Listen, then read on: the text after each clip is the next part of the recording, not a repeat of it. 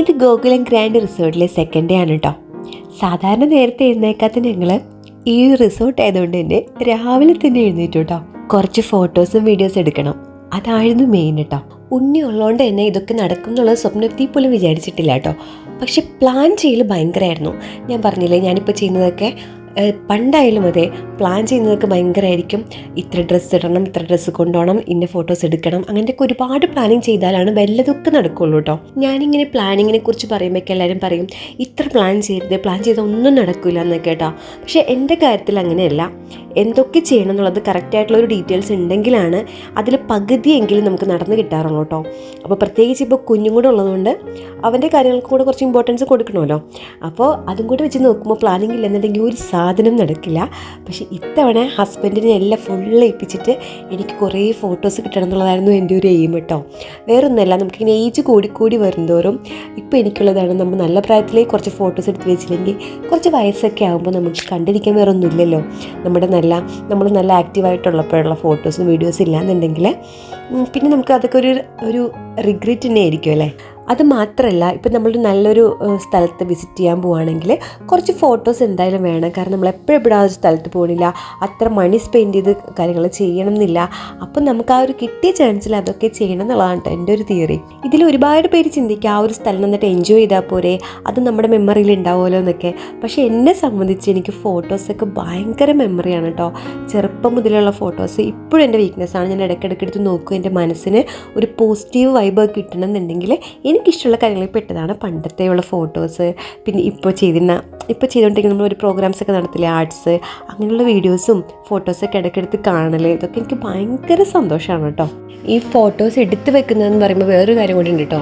നമ്മളത് ബാക്കപ്പ് എടുത്ത് വെച്ച് സൂക്ഷിച്ചില്ല എന്നുണ്ടെങ്കിൽ പിന്നെ എടുത്ത് വെക്കേണ്ട ഒരു കാര്യമില്ല കേട്ടോ. ഞാനിപ്പോൾ ഈ ഫോട്ടോസൊക്കെ എടുക്കുന്നത് 2 എക്സ്റ്റേണൽ ഹാർഡ് ഡിസ്ക് വാങ്ങിച്ചിട്ട് രണ്ടിലും കോപ്പി ചെയ്ത് വയ്ക്കും. ലാപ്ടോപ്പിലും ഉണ്ടാവും, 2 ഹാർഡ് ഡിസ്കിലും ഉണ്ടാവും. അപ്പോൾ എവിടെയെങ്കിലും എനിക്ക് എൻ്റെ ആ ഒരു ഫോട്ടോസൊക്കെ കിട്ടുമല്ലോ. എൻ്റെ ഒന്നും മാത്രമല്ല കേട്ടോ, നമ്മുടെ റിലേറ്റീവ്സിൻ്റെ, നമ്മുടെ ഫ്രണ്ട്സിൻ്റെ, അങ്ങനെയുള്ള പണ്ടത്തെ ഫോട്ടോസ് മുതൽ എൻ്റെ അടുത്തുണ്ട് കേട്ടോ. അതെനിക്ക് ഭയങ്കര സന്തോഷമാണ്. എല്ലാവരുടെയും പഴയ കാലങ്ങൾ എല്ലാം നമുക്ക് കുറച്ചൊക്കെ ഇരുന്ന് കാണാമെന്നൊക്കെ പറയുമ്പോൾ, അതിപ്പോൾ എൻ്റെ പാരൻസിനെല്ലാം അങ്ങനെ തന്നെയാണ് കേട്ടോ. ഫോട്ടോസൊക്കെ ഭയങ്കര ഇഷ്ടമാണ്. അവരെടുക്കുന്ന സമയത്ത് അയ്യേ എന്നിങ്ങനെയൊക്കെ പറയുമെങ്കിലും കുറേ നാൾ കഴിയുമ്പോൾ അവരിങ്ങോട്ട് ചോദിച്ചു വരും, അയ്യോ ആ ഫോട്ടോസ് എവിടെ, അതൊന്ന് കാണണമായിരുന്നു, നല്ല രസമായിരുന്നു, ഇന്നയാളിപ്പോൾ ഇല്ല, അയാളുടെ ആ ഒരു ഫോട്ടോസ് കാണാൻ പറ്റും, വീഡിയോസ് കാണാൻ പറ്റും എന്നുള്ളതൊക്കെ. അങ്ങനെ നമ്മുടെ ഫോട്ടോസിനൊക്കെ ശേഷം നമ്മൾ ബ്രേക്ക്ഫാസ്റ്റ് കഴിക്കാൻ വന്നേക്കാണ് കേട്ടോ. ബ്രേക്ക്ഫാസ്റ്റിന് ഇവിടെ കുറേ സാധനങ്ങളൊക്കെ ഉണ്ടായിരുന്നു. നമ്മൾ ബൊഫേ ആയതുകൊണ്ട് എല്ലാം ഇങ്ങനെ മാറി ഇങ്ങനെ എടുത്തൊക്കെ ടേസ്റ്റ് ചെയ്തു കേട്ടോ. ഇവിടെ ആക്ച്വലി ബ്രേക്ക്ഫാസ്റ്റ് മാത്രമായിരുന്നു നമുക്ക് ഫ്രീ ആയിട്ടുണ്ടായിരുന്നത്. ബാക്കി ലഞ്ചും ഡിന്നറൊക്കെ നമുക്ക് പെയ്ഡ് തന്നെയായിരുന്നു കേട്ടോ.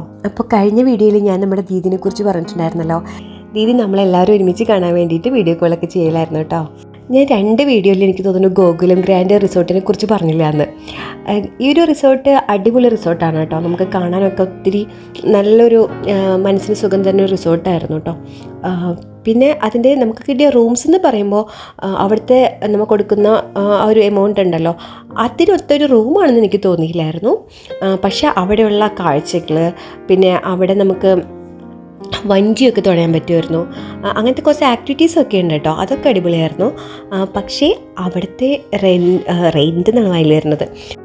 ആ ഒരു ഹോട്ടലിൽ നമ്മൾ പേ ചെയ്യുന്നത് ആ എമൗണ്ട് വെച്ച് നോക്കുമ്പം ആ ഒരു റൂമൊക്കെ കുറച്ചും കൂടി നല്ലതായിരുന്നെങ്കിൽ എന്ന് വിചാരിച്ചായിരുന്നു.